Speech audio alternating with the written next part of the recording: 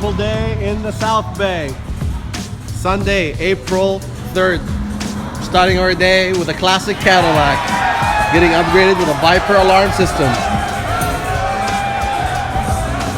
What we're doing over here is a Viper alarm system with a door trigger and ignition kill to protect this fine lady investment. Here we go, under the hood.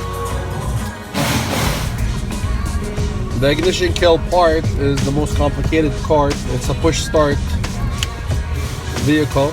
Finding the starter wire. Wrapping up the job. We got that ignition kill. We've got no holes for the LED light or the antenna.